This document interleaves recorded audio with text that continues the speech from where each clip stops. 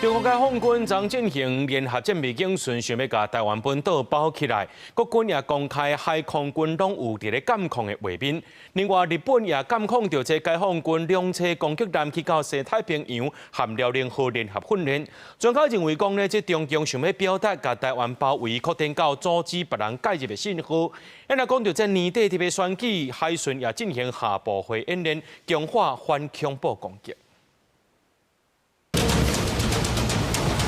兩者團結點互相配合，對叫頭大陣仗年底要大選，海巡署聯合國防部等單位跨部會演訓，忘記執行分子有無佇競選集會期間發動恐怖攻擊，然後拍算為台北港附近頭道出境，嚴正反恐緊急應變能力，若要強化反導向攻，共軍一直對台軍事威脅，也考驗國軍防衛量能。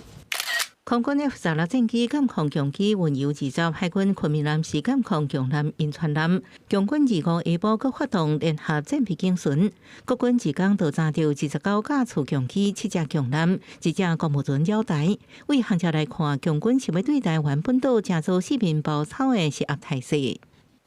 日本防衛省25公布，共軍兩棲攻擊艦安徽號甲飛彈護衛艦安陽號進行穿過沖縄灣甲宮古島之間的海域，去西太平洋監控畫面，攏予海上自衛隊 P-34反潛巡邏機來整合。因為共軍遼寧號航艦編隊進前就去西太平洋，閣引起外界關注相關演訓。持續運用我們的勤監偵手段去掌握它的這個活動，兼顧到軍事安全還有國人的這個了解前提之下，適時去公布相關的訊息。國防部強調，遼寧號等共軍動態攏有整合。專家分析，共軍想要釋放未會對台全方位包圍，擴大到區域固體反介入的態勢。封鎖台海啊，甚至於將台海周邊去做一個